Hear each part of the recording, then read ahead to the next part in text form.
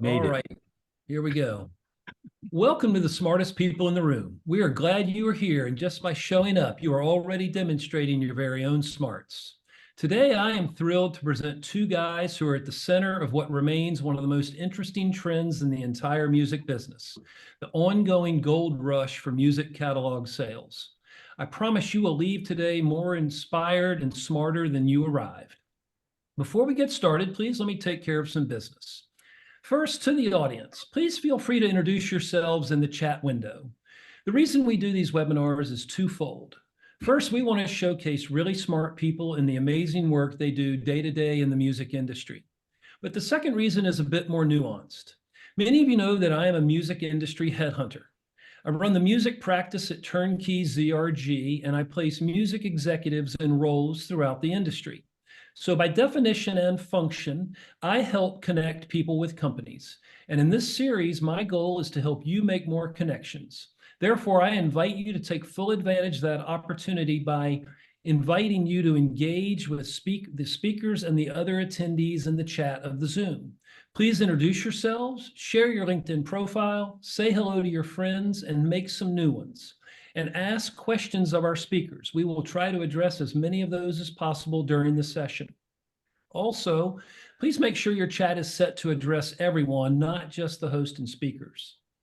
I want to thank our program sponsors, for without their support, we could not do this for free. Special thanks to First Horizon Bank, Turnkey ZRG, the Tennessee Entertainment Commission, MedJet, Tennessee Brew Works, Project Music, and Better Than Booze. So let's get down to business. In today's host seat, we welcome Brad Peterson. Brad's been in the music and entertainment-related banking field for more than 28 years and is currently Senior Vice President and Executive Director of Music and Entertainment for First Bank in Nashville. He has a particular concentration in music publishing, copyright, and royalty lending, along with various banking representations over the years for songwriters, artists, business management firms, film companies, booking agencies, record labels, live events, media companies, and other businesses that contribute to the entertainment industry. He's heavily involved in numerous industry organizations, a member and sponsor of the Nashville chapter of the AIMP, an advisor and sponsor to the Music Business Pipeline Project at Belmont University, the Entertainment Business Program at SAE Institute in Nashville, the Nashville Film Festival, and was a board member of the Nashville Filmmakers Guild. Brad was a member of the leadership music class of 2016 and has spoken on music banking in various seminars, conferences, panels, and podcasts, as well as been a guest lecturer at both Belmont and at NYU. Brad, welcome. It is a pleasure to have you here, man. Thank you, Tom. And joining Brad as today's featured guest is my friend Andrew Fromm. Andrew's beginning as an aspiring artist jump-started a career that has now spanned several decades, pivoting from performer to award-winning songwriter to one of the most successful catalog sales consultants in the entire music industry. After years of writing with a who's who of songwriters, artists, and producers, penning songs that appear on over 70 million albums worldwide, including several number ones and many top 10 hits, he moved to the business side of the industry, quickly establishing himself as a highly skilled expert in the area of music publishing with a focus on music-related asset sales, songwriting, and artist development. His initial desire to help songwriter friends garner the most value from their own catalogs blossomed into what is now Fromm Consulting, a leading agency for helping hit songwriters, recording artists, music producers, and companies in the sale of their music royalties. To date, having successfully brokered catalog sales of over 160 clients with catalogs valued at over $1 billion. That's billion with a B, ladies and gentlemen. It is my pleasure to welcome these two rock stars to our platform today. Take it away, boys. Thank you, Tom. How's it going, everybody? Good. There we go. Hey, man, what's up? What's going on, dude? Okay, you're a little younger than me, but I think you'll still appreciate this. When you greet a buddy like that, you say, "What's up?" Does it ever go through your mind that you wish you could bring back the old school Bud Light commercial? Do you remember those? What's up? What's up? What's up? Yeah. Remember those? Yeah. I so want that to come back. Every time I say "What's up" to a buddy, that goes through my head. You do the high one or the low one? What's up? What's Yeah, up? I just thought it was always funny. Anyway, that just always goes through my head. I'm wondering if somebody else my age, close to my age, thinks that. Um, Man, good to see you. You too, dude. It's been a minute. We always run into each other at various places, and it's awesome to be here, man. I'm excited for this.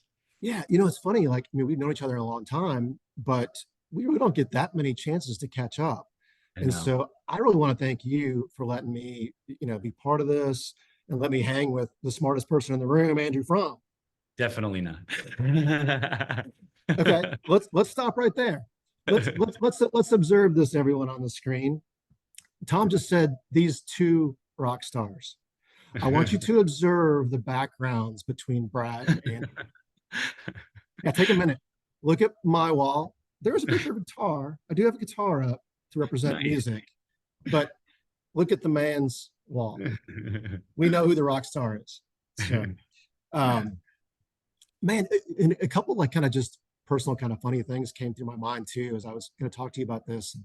And I want to start. I want to talk to you about. I want to go back. Like I should know some of this, but I really don't.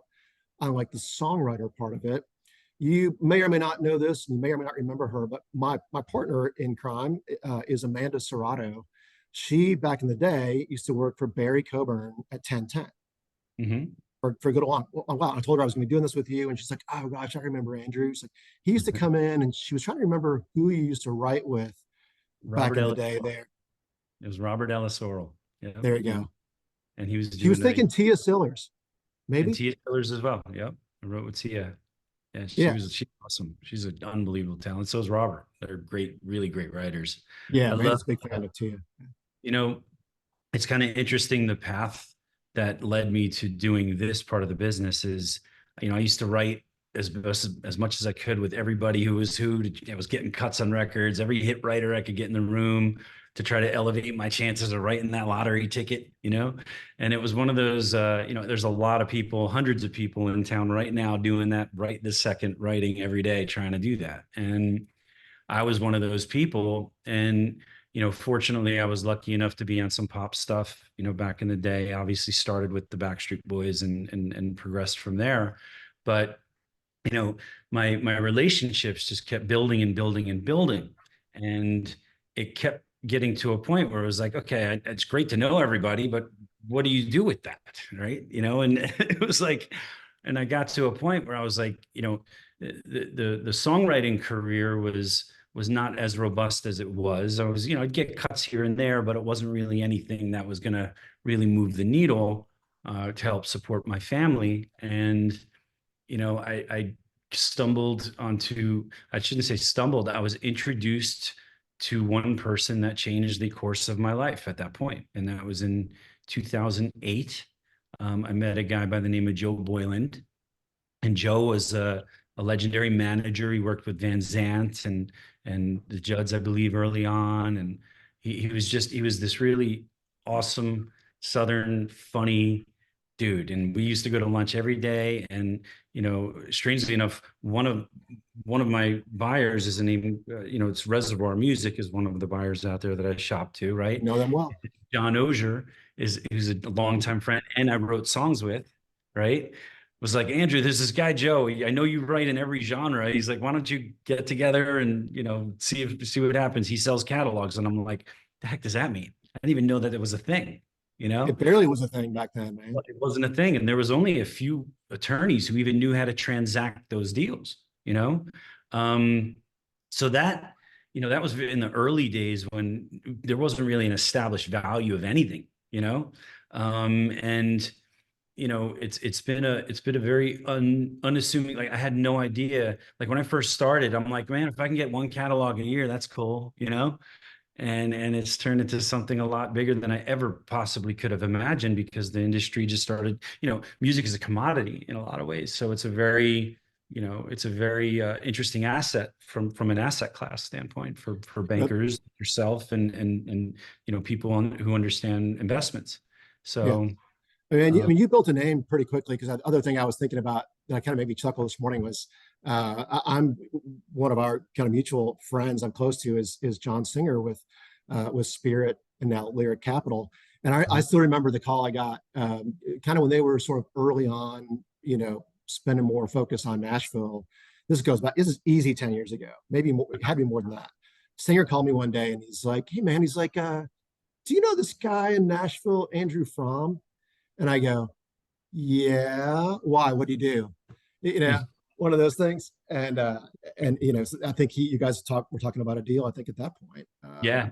But yeah, I mean, it built quickly, I think, and your name got out there quickly, and you built something. And one thing that's kind of, I was going to pitch it this way too, like what you're just talking about already, is throughout my career, longer than I want to say at this point, but I think the one thing I've always noticed and observed is just that it's pretty unusual to find someone who's really talented on that creative side, songwriter, artist, and truly has that part of their brain firing on all cylinders, but also then has the ability to have that business sense, that financial savvy, that kind of thing. And I always thought that was, it's pretty unusual. Come across it, and I can certainly pick out the times that it has. But to me, that's what kind of allowed you to do that. Is you got both sides firing. And so, but talk about that a little bit, like the songwriter part. What, I mean, you're already kind of going there, but what the transition into the business end of it, like It you was kind of heard challenging. about it, but what was really the mindset for you to kind of go, I think I can serve the community maybe even better this way? Yeah, it was very challenging in the beginning because I was still writing music full time. I was signed, and then I was signed to Zamba Music Publishing originally, and that parlayed into me starting. Actually brokered my own way out of my deal because I was in a deal that had an MDRC, a minimum distribution release agreement, that was very hard to navigate and get through, and I wound up selling my co-publishing back to them at the time where I already knew how to broker deals and get in or consult on the sales of rights. And that wound up, I wound up negotiating my way out of my agreement. So I was able to kind of be free and do my own thing. But I in the beginning it was hard because I'd be getting texts and emails and things of, from people that I was working with to sell the rights.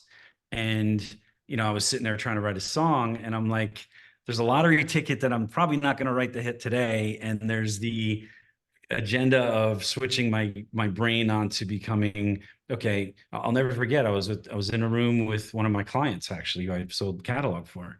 And, he was like, I kept having to leave the room to take calls and respond to things. And I'm like, that was the pivotal moment for me to say, okay, this catalog thing is definitely starting to show its presence in my life. I need to focus on that because that's putting more food on the table. And that was kind of my, and then I stopped writing altogether. Underneath it all, I'm still a songwriter. I still want to get in a room and write a song. I just don't have time to do it. My heart is always a songwriter. When I first started, my entire mantra, which still exists to this day, was, let a songwriter who understands the emotional connection to writing a song help you in the process of selling your rights. And that was my angle. On your And babies. because it's true, it's a maternal instinctual thing. These are my children, and we should never sell our children, and it just depends on what your agenda is, what you're wanting to do. Are you wanting to get an exponent of what it's generating now to reinvest that into other areas? I always tell people, look, you're trading one asset for another. Go buy properties and stuff like that. It's not a bad thing to do when you sell your rights. you know Yeah. um That's an important thing too. I think that you said, like, and I think it demonstrates a lot of integrity. And since you already mentioned his name, I'm going to put him on the spot again too. But our mutual friend, John Ozier, he'll kind of tell that similar story, being a mhm. songwriter and then kind of starting to work on the business side and then starting to get to where he represented songwriters in a different way than you do. But, Yeah, from the publishing perspective, he kind of went, I don't think it's right for me to like be competing with the yeah, guys I'm representing. He's like, I just think from, a clean split, like I've got to be a business guy now and be a yeah. publisher. But I Well, think and I he's same thing. That same passion for being a songwriter, still never goes and away. I always had this mentality, Brad, that I really have no conflict, right? I don't do other business, right? I'm a one trick pony. All I do is help people maximize the sale of their rights, period. That's my agenda. That is what I do every day of my life. I eat, breathe, and sleep catalogs. And, every deal, it's probably, 500 to 800, emails.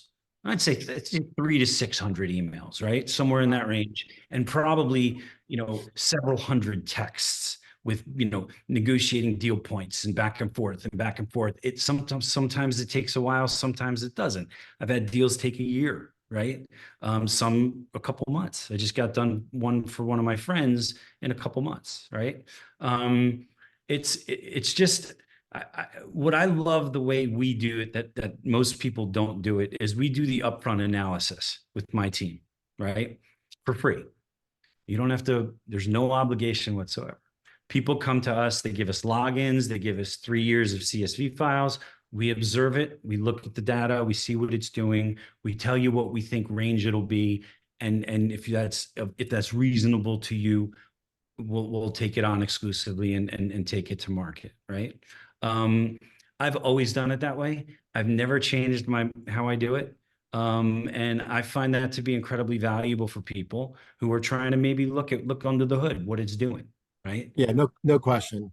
Hey, let's go back for a second because you said something else that I kind of wanted to come back to that I think it'd be great if we get your perspective on it. But go back to, I'm not sure what year we kind of go back to. Let's go back 15 years. You mentioned 2008.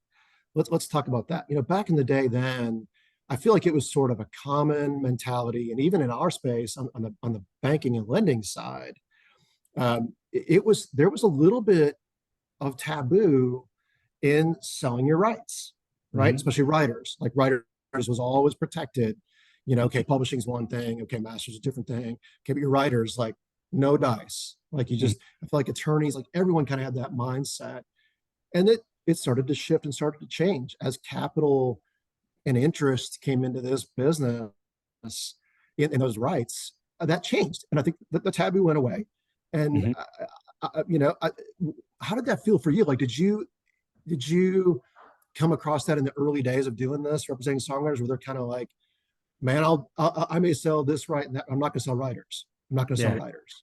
Yeah. But that probably changed, right, as time goes on, and now it's just part of the overall scenario. What really helped that situation is the Songwriting Equity Tax Act, et cetera, for intellectual property gets applied to capital gain when you sell it, right? That was a very valuable thing, and it made a lot more people interested in exploring the selling of, PRO income.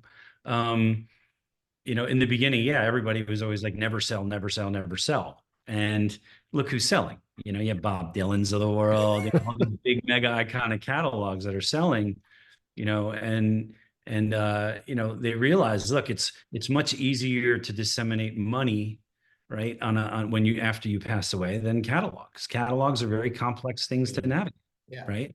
So a lot of these guys are probably thinking that, it's like, why not go get $1 billion if you can? If your catalog generates X amount and it trades for that number, why not?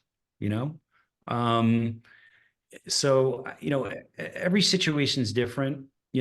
I just try to explain to people what it is I do and what it is my value is, and how I have zero conflicts whatsoever in how I do it. I'm not negotiating your publishing deal and all the deal points of a publishing deal. I'm not negotiating your admin deal, your distribution deal, your management deal, et cetera, your producer arrangements. All that comes out in the wash when you sell the rights. So that has to be clean, right? That's the other thing. There's a lot of complexities to these deals. People think you just earn X, you get a check, and you walk on. There's a lot of stuff that has to get, I's dotted and T's crossed. And we help in that process, and I say we being, there's a gentleman by the name of John Kelly, who is an astute, he's a CPA, but he's also a veteran royalty auditor, and he's done audits for 35 years. So having his machine behind my operation is an invaluable resource. And we literally will count every penny, and because that's what he does best. So penny business, right? We all know that. I'm a gifted sales guy, right? Who does things with integrity, and he's the financial diligence machine that reconciles everything and digs through all the numbers, right? With his staff. So, Steve Jobs would not be Steve Jobs without Wozniak, right? That's the way you know, No, it's um, great. It's great to have that synergy between you guys. So that's a good thing. Like do that. We'll go the other way too. Well, like talk about what makes a good deal, A to Z, a good deal. Like what works? What are the things that need to work well for a deal that kind of everybody wins, everybody comes out feeling good? What are the things that have to happen well? expedience, right? Making sure it gets done in a timely manner. Because what happens in these deals, and this is happening quite a bit lately, as some deals take longer to close, new statement X comes in, right? It's higher or lower than you anticipated or the buyer anticipated.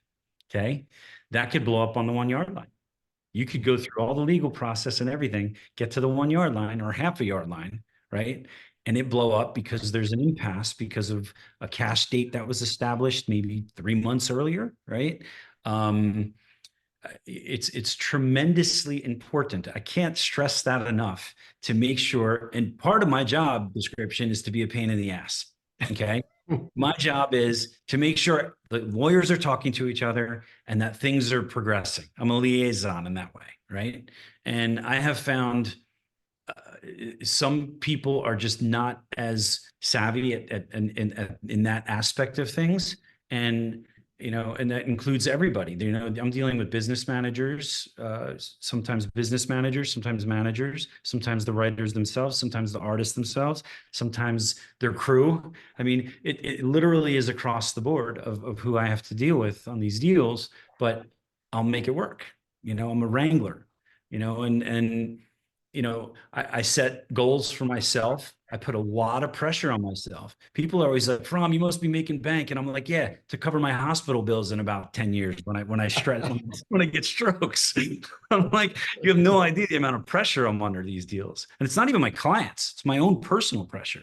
I set a goal, I go after that goal. And if I can push the boundaries because I got multiple people looking at something and everyone wants to buy a specific catalog, that's where I really shine. Because I mean, that's the thing, right? Like that's what I see in the different parties involved in these transactions from both sides. But to me, that's the difference in you. You just said it, like the pressure you feel. I have to think the pressure you feel is because this matters to you. You care about this. You're representing songwriters. Yep. Like I see a lot of people that are just, straight on the business side, not a lot of emotion involved. And it's this is my own little tiny soapbox, but it's just part of it now. But we use the term as we're lending, our collateral as assets now. Mm-hmm.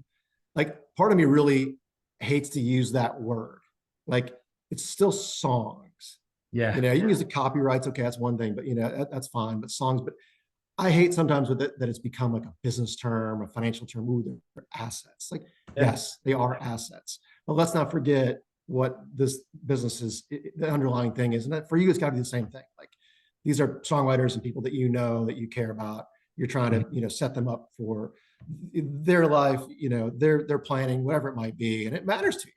And that's where the pressure comes from. That to me, that's a nod to you, although I'm sure it's it racks up the stress meter. But I absolutely love what I do.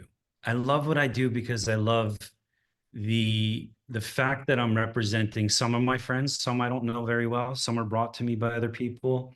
I really want to make sure that in some cases you're doing a one-time event. What if you've only written one or two hits? And like I just worked on a deal right now. It was an iconic, song. A couple of those recently where it was like one person wrote one song and they had a big hit and now they're selling it. I want to make sure that every deal that I represent gets the absolute most value out of it, period.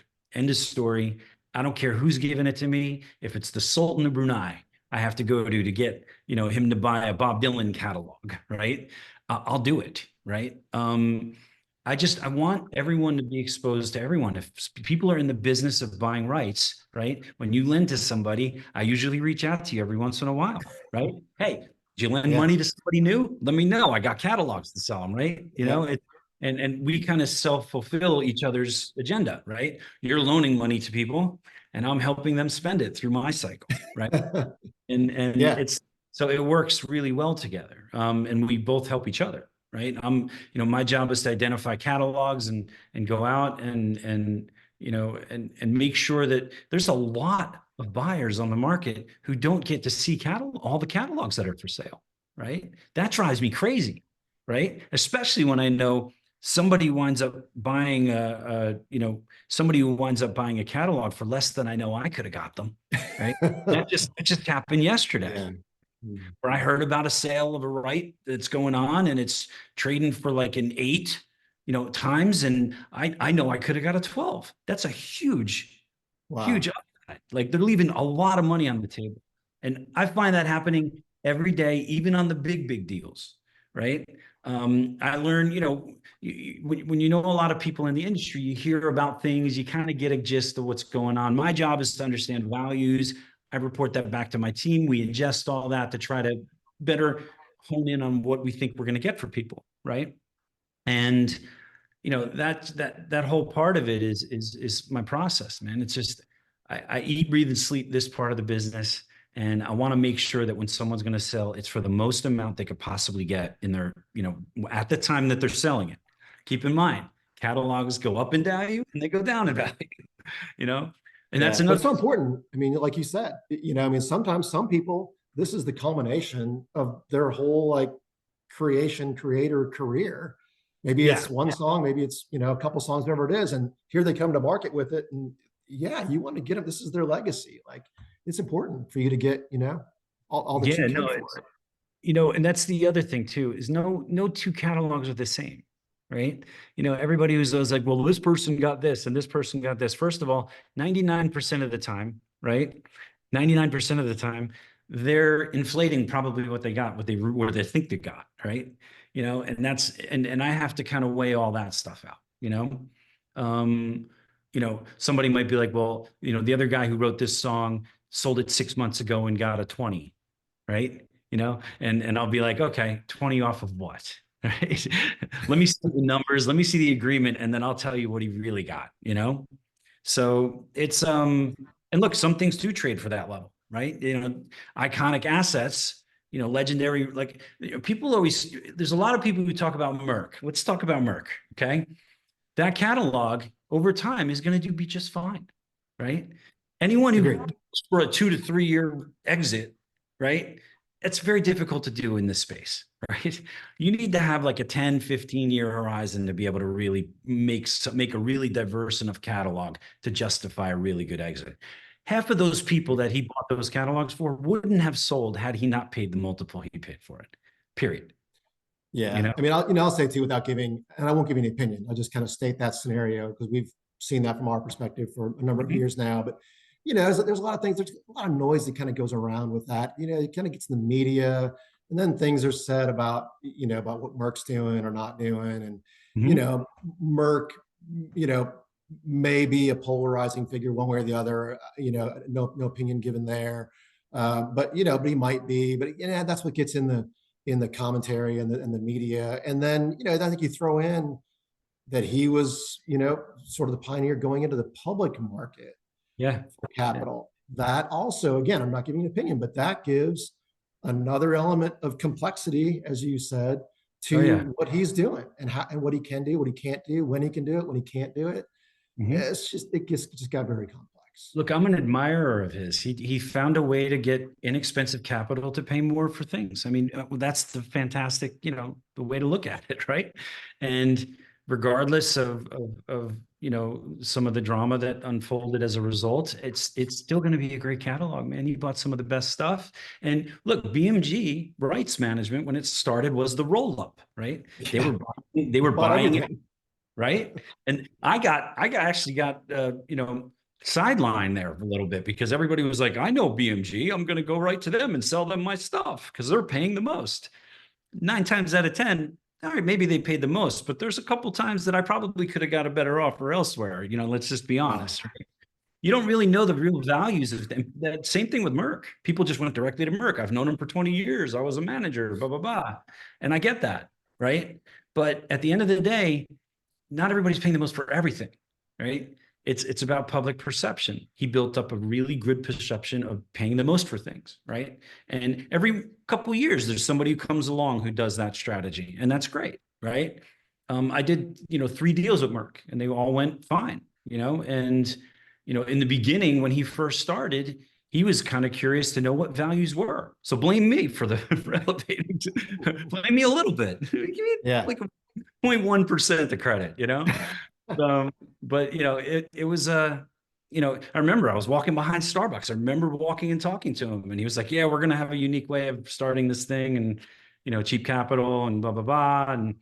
And he was like, "What are the values of things? What are you seeing in the marketplace? Are people still wanting to sell?" And that kind of started his whole thing. It's very Yeah, early. he definitely touched off an inflection point in the market. I mean, that it was definitely a kind of a watershed sort of moment. And what you do, what I do, and what the overall catalog market has done is Absolutely. it definitely shifted everything into a different place than it But was even pre. those catalogs that went to him, some of them did not get shopped properly. So they never really know if it would have been bid up even higher, right? And that's the one thing that drives me crazy as a guy who does this every day, right? But there's things being, just so misrepresented in the marketplace right now. It's so fragmented, everybody's getting a piece here, piece there, getting, guy X is going to, or girl X is going to wind up being a representative of a buyer. Okay. If anyone's representing a buyer, they're working for the buyer to get it as inexpensively as possible. Right. Or maybe a meaningful offer. Right. Which is fine. Right. There's value in that. But at the end of the day, you're not working for the friend that you're trying to bring to sell the catalog to the client, right? You're working for the buyer. My job is to make all the buyers know that when I get something, right, and I send it out, everyone knows it's going to everybody. After doing this a long time, it gives my clients automatic leverage when I walk when I walk it through the door. So I mean, that's a really interesting like dynamic and balance, right? In this whole ecosystem is that what you're talking about and getting the most for it. And that's what we want for our songwriter, beloved songwriters.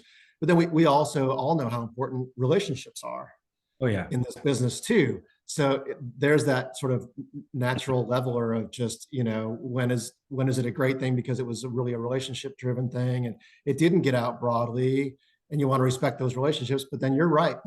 But then on the other hand, you could have done more, for that writer. So dude, it's a real interesting rub.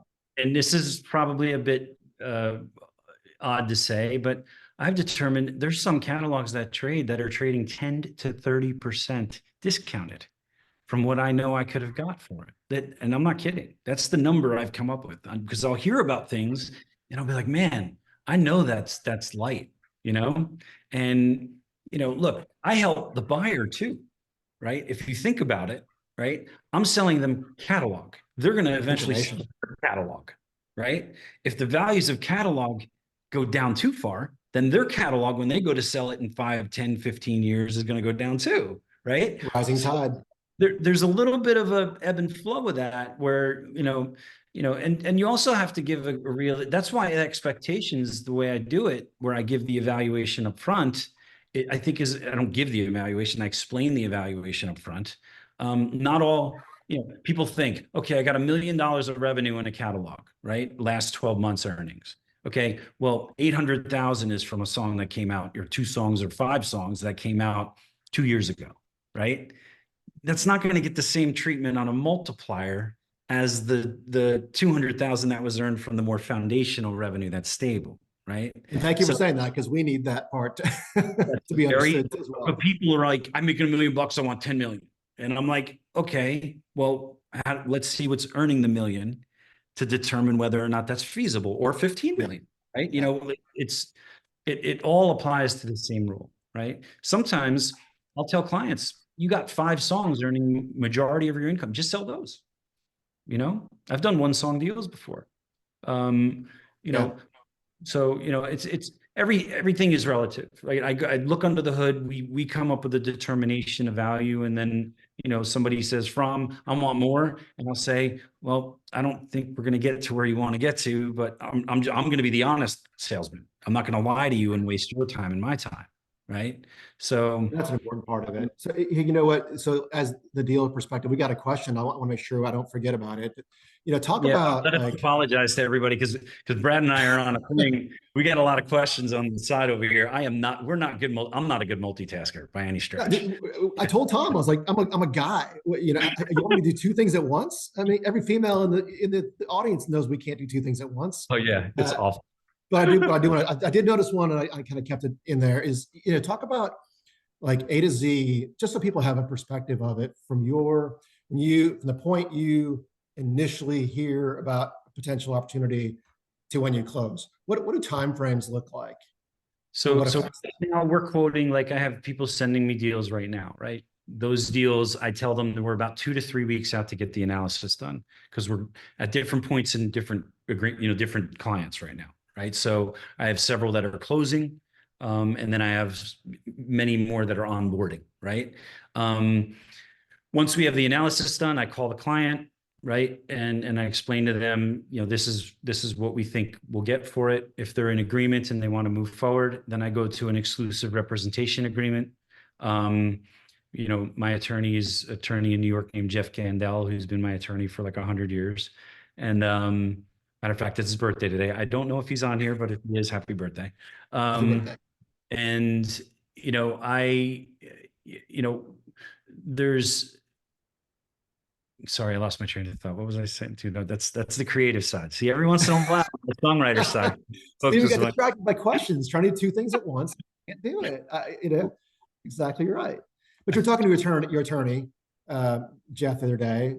yeah. So how long it takes? So Yeah. generally, I've been telling people.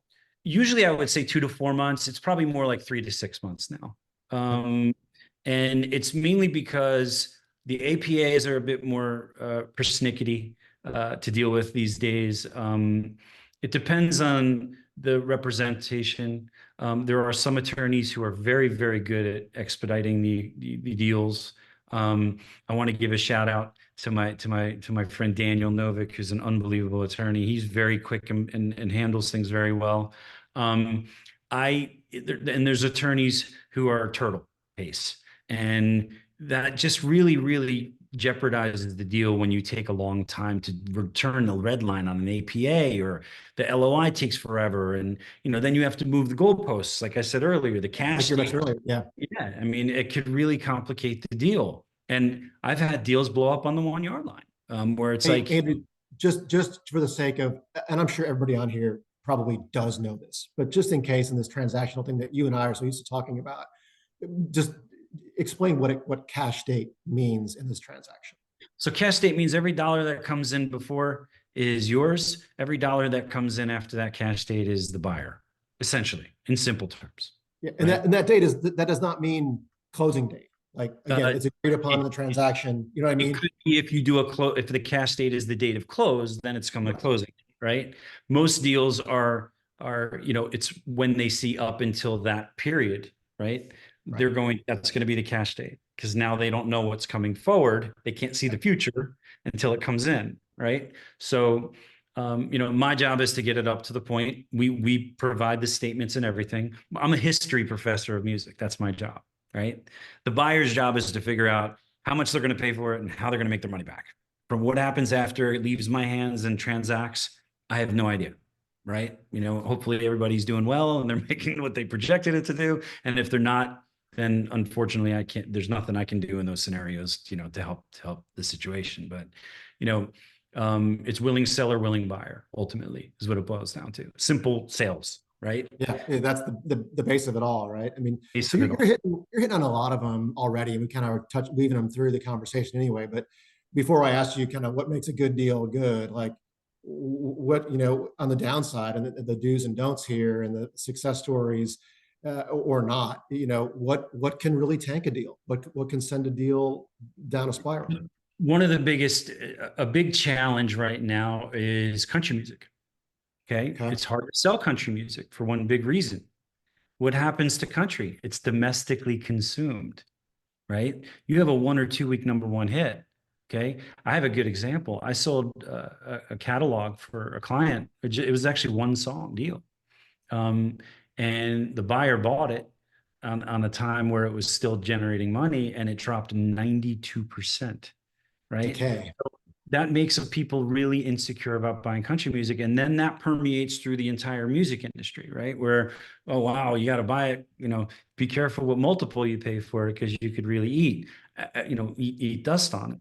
But, we kind of know the ebbs and flows of that and how to negotiate and maximize the sale of those rights. I've done a lot of country stuff that I'm very proud of. Another thing that's percolating in the marketplace right now is producer royalties. I sell a ton of producer royalties for Hear that all the very time. good amounts of money. And people don't realize that. They're like, now you have to make sure all your agreements are in place, right? Which is not easy to do. And some are very messy. You got to make sure the letters of direction are in place, that I'm seeing only the numbers you're receiving. There's a lot of complexities in that too, especially like with hip hop music. There's a lot of featured artists and stuff like that. That's challenging to navigate. But we've gone through it all. We kind of know what to look for, and the different complexities we'll bring up as we're discussing the value. Hey, by the way, is this, and this lined up? Is this handled? And they'll tell us yes. Sometimes they think they know they're telling us the truth, but we'll get under the hood and be like, oh, by the way, it's not what you thought it was. So, but we handle all the financial diligence on all the transaction that comes with my fee, which is different, variation from size to size. And, and that's kind of how we do it. It's usually, like I said, I'd say 3 to 6 months, 4 to 8. I'd say, I was saying for a long time 2 to 4 months, but it's been more like 3 to 6 months lately. Yeah.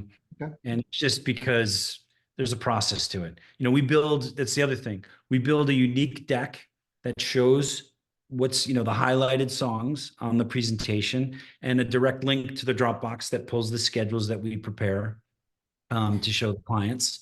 They know that I work with a royalty auditor, so they hold those schedules in very high regard. And it's very easy to look through and read and determine value. Usually ask about matching rights. That's important, right? First right of negotiation is more important, because that means I can't solicit it to anyone unless the originating publisher, let's say Sony or whatever, they have the ability to make you an offer first or waive the right. So those are probably the most important parts. Another thing that's important is reversions. If it's soon, it's valuable, right? If it's 10, 15 years from now, it's immaterial to the deal. It's a long time from now. It doesn't have any effect on the value of your catalog. So anyone who's negotiating a publishing deal right now, try to get a reversion as quickly as you can in that negotiation. So, or don't do a deal until you really have something special that they want to give you, so you can give up. You don't have to lock yourself in to a life of copyright deal like I did when I did my first deal. So yeah, it's fun as you're saying it. I'm thinking about this, and I think it's just maybe it's rhetorical, but it's important to point out too. And you're talking so much about the data-driven process that you have, and the analysis that goes on. I think that's important. Like you've said a lot about, hey, I'm trying to get the most I can for somebody. Mm-hmm. You're right, you are, but you're also not selling somebody fluff. No. This is not used car sales trying to get way, but like you're proving out, here's my case for why this catalog is worth what we're asking you to pay for it. Here's the data, here's the information, here's the trends, here's the analysis, here's everything you need to show why we're asking for this price. I think that's important, right? Like, when you're constantly saying kind of, hey, I'm trying to get the most I can. Right. But you have information to back that up. It's not just, oh, I want to see if I can, sell somebody a bunch of fluff.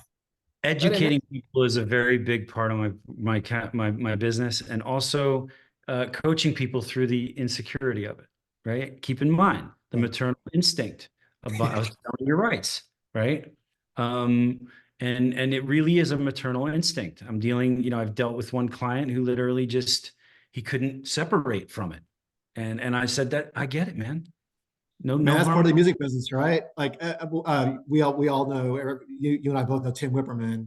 Tim always says that, being a publisher, being someone that works with songwriters and artists is two things. It's, one, a music person, and two, a counselor. 100%. 100%. It is, And then people are like, I don't trust myself with the money, right? What are they going to do with it? right? They don't trust the people around them. And I said, I get it.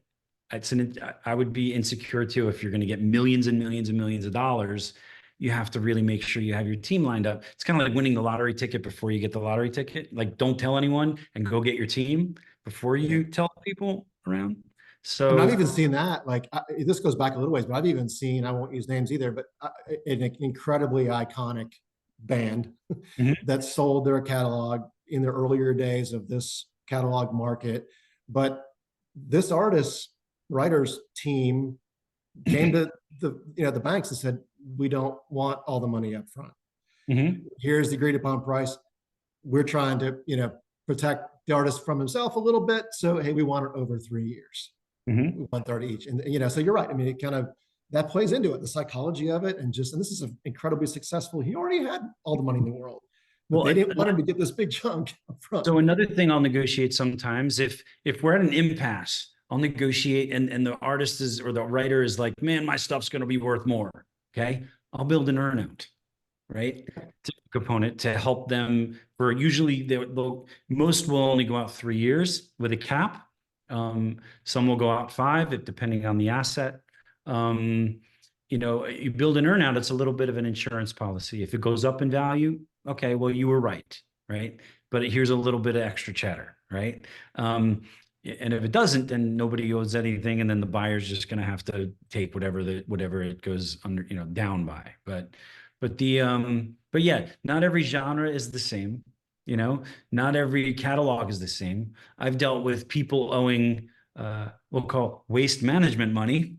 And then I've dealt with people who've owned, probate scenarios. I've dealt with people who've passed and wills and different levels of complexity with that, owing the IRS money. I always tell people, as a good example, I had an iconic 80s hit, right?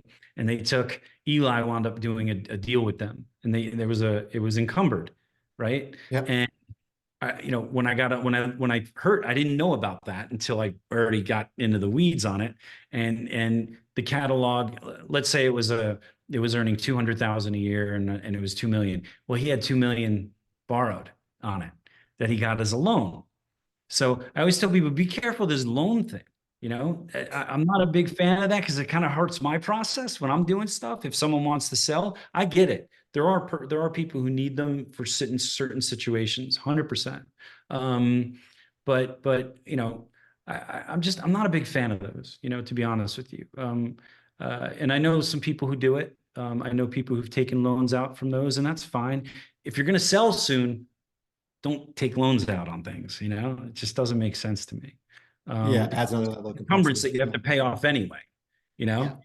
So yeah, there's a lot of unrecouped balances, that kind of stuff. We ask that stuff up front. Do you owe? I've dealt with everything from owing a baby mama money, right, to owing, to going Joey Bag of Donuts money. It literally is across the board, right? It's fun sometimes. Like, I had one that was not too long ago. Another one of my bank colleagues, we worked together on this deal, and it was in the hip hop genre, and there was some interesting complexities to it. But we got down to closing, or we thought we were closing, and this lien popped up that was in the way of the funds and of closing it out. For that, a Lamborghini had to be paid off. Like, it was funny. Like, we got delayed, and the other bank Henry is like, well, he's like, we got this $280,000 lien on a Lamborghini we got to pay off first. So hold on. Well, wait a minute. We'll be right back. Let us get rid of the Lamborghini, and then we'll be good. I mean, it's just that funny. stuff shows up though, and when you're doing these deals, they do the lien searches and everything, judgment. I mean, they look for all that stuff when they're going to close the deal. No one's going to write a check without looking under the hood of the car that they're buying. The way it works, Yeah, exactly. But so the other thing I wanted to I would love to get your perspective on this, and I kind of have my own. Again, it's a little bit of my soapbox sometimes, but I won't sort of disclose that. But just go up to 100,000 foot level for me, as you see all the buyers out there, or hopefully all the buyers, or as many as you possibly can. I know you got a long list, but so we've now been in this really robust market for, I'm going to call it 6 years. You might even say 10, 12 years, depends on what your definition of robust is. But we all know, large scale private equity has come into this space in a big way. They put a lot of capital into this space. As that goes along, like, just give me your opinion, even just crystal ball. Like, how do you think that evolves as we go along? Those guys by nature, those institutional funds, there's usually a time horizon. There's an objective. There is a goal. There is a return, model, et cetera. So now you're starting to get into where it's been 3, 4, 5, 6, 7 years into it. Is there a shift coming? Do you think the buyer pool, the look of the buyer pool changes as we go in the next 5 years, 8 years, 10 years? Tell me just your opinion on that. I think it's a normal market ebb and flow, right? It was a really robust market for a period of time. We're seeing things trade a little bit less than they were, especially in certain genres. I think it all revolves around how expensive capital is, right? It all revolves around the interest rates and what Fed Powell does, right? If it costs you 8, 10, 15%, 12% on your money, the music industry is going to be a hard buck to do it. If it really depends, it literally revolves around that. And you get the higher interest rates, you're going to have to pay lower multiples. So I have to adjust my discussions with my clients to say, look, this is why it's worth what it is now, right? And we saw that happen last year. Like, the velocity of deals and transactions definitely slowed down, especially the last half of last year as rates were sitting where they were. Now I think it feels like there's starting to be a lot of optimism that rates are in fact going to come down over this year and probably next. And all of a sudden, man, we got deal flow left and right. We're buried. And so they're sitting on the sidelines for a while, maybe, but they got to get back in the game at some point if they got capital to spend, and rates are looking like they're going to get better. So you're right. I think that's certainly part of it. I just didn't know if you see that kind of shifting back toward what I would call, I hate to call it this way, but more traditional, conventional operating music publishers. Those types of scenarios are longer term players. Like, I like when family office is with the investor, they tend to have a longer view on it, not the same return objectives. I just wonder if private equity if this is kind of an ebb that starts to flow. Here's what I love to explain when people to understand royalties, right? It's oil. It's very similar to oil, right? What happens when you write a hit song? All the money flows. You hit oil, right? You got oil, got here, the black gold. It's jumping up in the air. You're making all this money. You're going to put it in a barrel and go sell it, right? What happens to oil over time? Pressure on that pipe, right, is going to come down. So eventually, now obviously different rates of decline, right? And country has a bigger decline, right? It's going to shoot up. You're going to have a couple week number one. You're going to make a bunch of money, and then it's going to have, it's going to fall to some steady state, right? You get higher multiples for steady state, lower multiples for stuff that's coming off the perk, right? Off the peak, right? So K curve, as we call it. Yep. Yeah. And what I like to say is, when you frack that line later, right? When you frack that, that's like your sink fee that pops up. Don't get political, Andrew. Don't get political. Well, regardless, when we're talking about oil, right? And you frack, you get into that oil line again, and you can get a sink fee every once in a blue moon that might pop up. If I see, that's another thing. There's certain catalogs I've represented that had a lot of sync revenue. Those are one-time payments. Yeah. Okay. They're not treated like ordinary publishing scenarios. If I can show repetition of usages, right? Every 18 months, there's a $100,000, $200,000 use. If I can show that, I can use it, right? If it's a one-time thing and and it's a 15-year-old song, and once every 10 years it gets something, it's a little bit harder to predict how to measure that. I just sold the rights to my good friends, matter of fact, my first time in Nashville, I stayed at Frank Meyer's house, right? And my buddy Frank and Gary, dear friends of mine, who wrote I Swear, right? We ran into that scenario. It was getting a lot of sync activity, which everybody saw, right? And, that I made sure that, hey, that song's going to continue. It's a 1990s song, right? That's going to continue going. You know, those songs are very hot to trot in that world. So I made sure that we used the maximum I possibly could of the value of what those syncs were generating on a year over year basis to make sure that the buyer understood the value of that. And they did. So that worked out really well for Gary and Frank in that situation. Yeah, kind of that, that likelihood that it'll continue to be used, which, I think you can all there's, do there's, part to that. But there's another interesting twist. So if you think about it, okay, some of these older songwriters, right? I'm not an expert in recapture rights and all that stuff. There's different rules to it, post 78, pre 70. I get all that. Right? There's, Daniel, Linda Dale Howard is she's a really, really big expert on that. Like there's several attorneys who really know that really well, right? But think about the writers from the 50s and 60s, right? What's the lowest promotional tool you have on your XM dial? 50s, right? Is there 40? There's no 40s, right? There's no place for it to play, right? So think about it. Could you name a hit song from the 40s right now? Probably not. Or Ella Fitzgerald, some of these other ones, right? But a lot of people don't realize.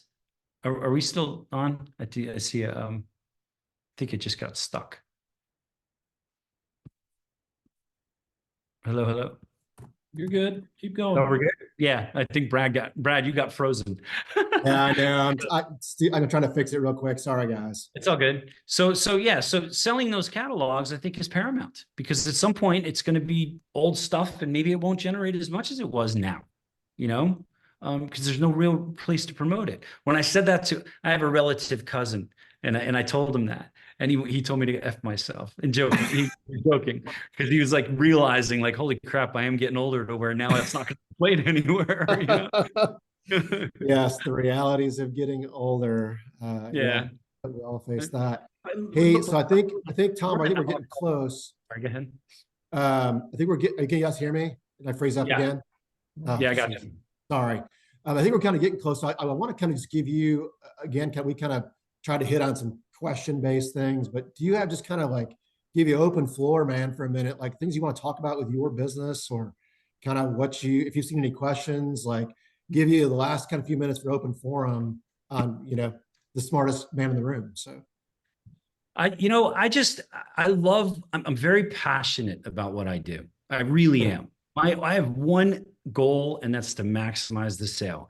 There are a lot of people, and this is just a gripe. There are a lot of people in the marketplace who don't know how to do this right, and they're underselling things, and they're selling it for a lot less, and that only helps the buyers. And then the buyers are like, well, we bought this for X, from so-and-so. So that hurts my agenda to maximize the sale for everybody else, and it brings the entire market down. So, I just want to make sure that if you have really a great catalog, look, we do the work for free, up front.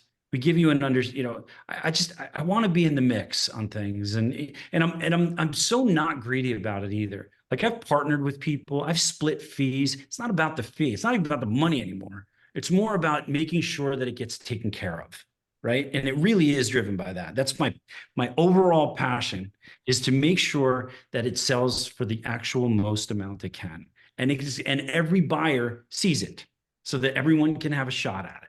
And I don't play favors. Everyone knows that about me. There are people that I love. It's funny. Somebody just said this the other day, or they brought this up the other day, and they were cracking up when I said this. I said, you know what? There's some buyers I love. There's some buyers that I deal with that I hate, that drive me nuts. I really loathe them. But if they're writing the biggest check, I'll be friends with them for the couple of months. I'll kiss their butt, right? Because all I care about is taking care of my client. Yeah. Even if it's somebody who I loathe doing work with, I'll still do it. I don't care. If I have to get yelled at in the middle of it all, I'll take the heat. I'll figure it out, I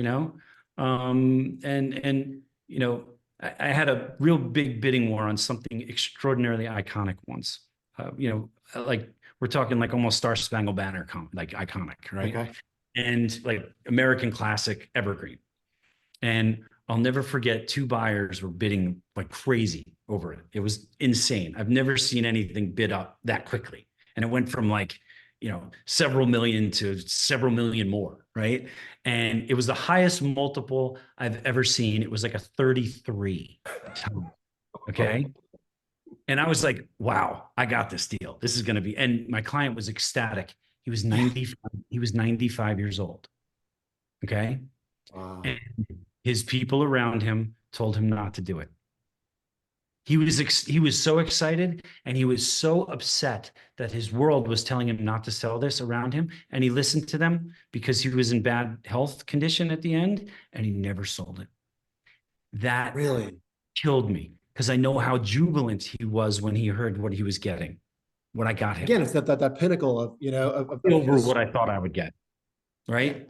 And that's the kind of stuff that on a personal level breaks my heart. Right. So I'm always like, man, and so the purpose of that story was what the buyer who didn't win that told me to go F myself, but I love you. He said, go F yourself, but I love you at the same time. And I said, that's because I'm going to keep bringing you candy. That's why. Catalogs are a Yeah. little drugs. It's like, oh, I want some of that, Right. So, but, but, Exactly right. yeah. So my job is to not be, do things with integrity, do things to the benefit to to make sure that my clients are taken care of to the nth degree at the time that they sell it. Right. Um, and just try to be a guide in the process. Number one rule in sales is to be accessible, right? Which drives my wife crazy, but she understands it. Okay. Accessibility, people text me all the time. Usually within minutes, you get something back. Usually within an hour, if I'm on another call, if we're getting texts and emails here, I'm not responding to them because I'm focused on this. I'll go back after our Zoom ends, and I'm gonna, have a million things to deal with, right? So I'm accessible almost 24 hours a day, 7 days a week. Um, Other than I'll say to people if they reach out to me during my Gatlinburg retreat this past weekend, right? I'm gonna leave. We'll deal with it on Monday. Important point though, man. You gotta have, I mean, at the pace you run at, I mean, Yeah, for yeah, you to be the best for everybody, you to be the best for your clients, you got a little bit of balance sometimes. I mean, I kind of love that about the music business. Like music business goes hard, right? yeah, Like we all know that it goes hard, but they're usually, maybe less so now, but at least for a long time, I feel like, you get to December 15th and it starts to kind of, a lot of the business, a lot of the creative side of it kind of shuts down for a couple few weeks. Like everyone yeah. kind of knows, like, hey, it's time for everyone to take a little bit of breather, a little bit of break here. We got to recharge. We'll get back to it and go hard again all next year. But hey, everyone take a little break.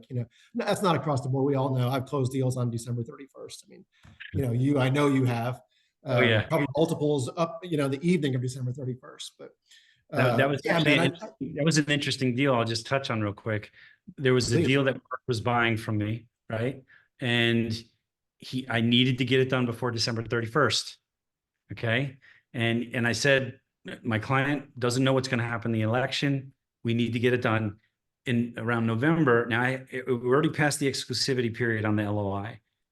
I had a backup offer already, right? For a different segment of the catalog. And he said, I can't get it done before the end of the year. And I said, well, then I'm going to have to pull it and sell it somewhere else. Wound up getting the deal done. Literally, it paid out on December 30th. Yeah. So lucky I did that, because if I didn't do that, Merck was very busy buying a lot of things, so he couldn't pay attention to everything. So that kind of pissed me off a little bit, because I was like, man, we got to get this done before the end of the year. And then ultimately I just said, Merck, I'm sorry, we're going to have to sell this elsewhere. And that deal wound up transacting before the end of the year. So speaking of Wow. December 31st, that was Yeah. that was a triumphant moment for me though, because I was like, there's no way we're going to get this done. And it happened to get done, That's awesome. but Yeah, I mean, I got to say again, like, first of all, I mean, thanks so much for letting me do this with you, and I'm really proud of what you do and how you built it, man. It's great to hear you talk about it. I love that passion. I use that word a lot, even believe it or not, in the banking world. Like, hopefully, people that know me in my role, see that I do it with a lot of passion. I think sometimes that's an interesting mix with a bank, but nevertheless. But I love that you do that. I think that's one of the things I love about the music business is there's a lot of elements, there's a lot of complexity, as you said. But man, when you pare it all back and you really get down to the brass tacks of it, we all do it because we love it. We all yeah, do it because we love music, we care about songwriters and artists. You know, and I think even when we're doing business, you do it with an integrity and a passion because it matters. You know what's crazy, Brad? There's people out there just ripping people off over these deals. Like the music industry was never built on integrity. If you think about it, it was built on theft and thuggery, right? You know, you read the history of the music industry. It's not very good. You know, we don't really have a great track record. You know, Yeah. and I've never been that guy. I've never been the guy to screw people over. I've never really burned a bridge that I can think of, right? Maybe some people were not excited about what I got them at various stages. I can't control that. At the end of the deal, at the end of the deal, at the end of the day, I just, you know, I know that I put my heart and soul into it, and you know, think about it. You know, people, there's a lot of people out there getting 10, 15% on these multi-million dollar deals. You know, most of my deals, my average percentage is generally going to be pretty standard, 5, 6% or something. But I allocate a big chunk of my commission to my team because they're incredible, right? That's a very important part of this process to go smoothly. I invest in that for my client. It's not an additional fee for my client, right? I absorb that fee, right? And it's a chunk of it. So, and people don't realize that it's not all going to me. People think, oh, you're making 5, 6% on $1 billion. No, it goes to a lot. There's a lot of people that work on my team that get fed off of that, you know, and you know, I don't know, you know, I wanted to say, and I'm very appreciative of Tom bringing, you know, letting us do this. And Brad, love you, buddy. Love you, Tom.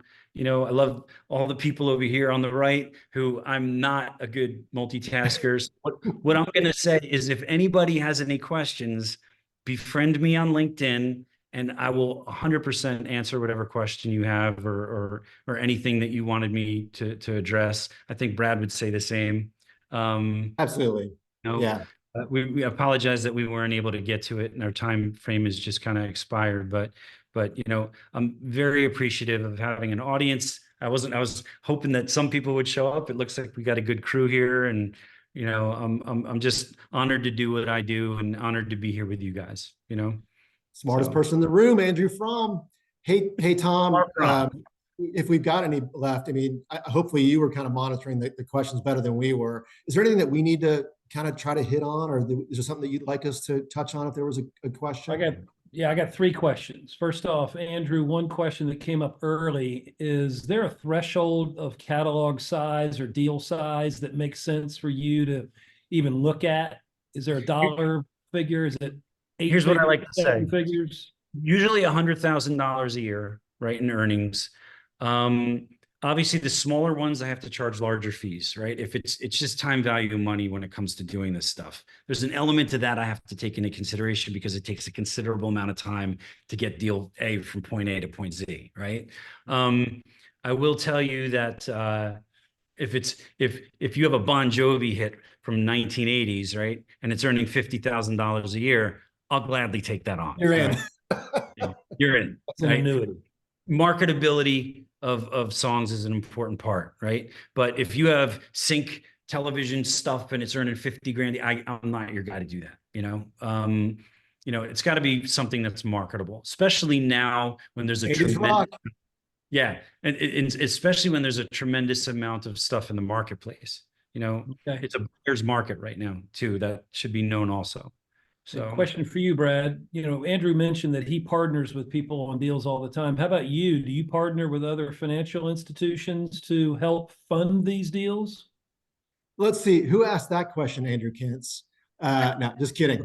Yes, good setup. Yes, we do, absolutely. You know, and that's one thing like that has happened with this market as it's been so robust and it's grown to such, you know, the numbers have gotten big, you know, thanks to people like Andrew, like, and I mean that in a good way, like the numbers have gotten big and banks are only, you know, kind of able to do so much and hold at, we call hold at that institution. And so it is a daily occurrence that I am partnering with another bank, 2, 3, 6, 8 banks, depending on the size of the transaction.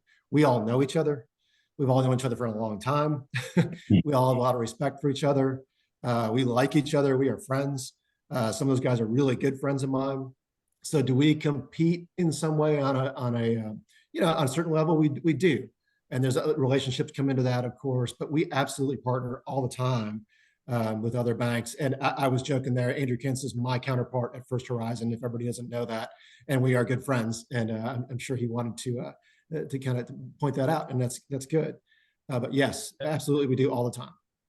And then one final question. You mentioned, you glossed over something really important a moment ago, and that was reversion rights. And can you explain real quickly, if you said that if the rights revert back to the artist in 5 years versus 25 years, what sort of impact does that have on the valuation of a deal? If it's 5 years or less, it could be materially valuable. If it's any more than that, if it's 7, 10 years from now, it's not really a calculable, like people usually do a projection of 5 to 7 years, right? But So is it reverting back to the original songwriter, or now the new owner of the catalog?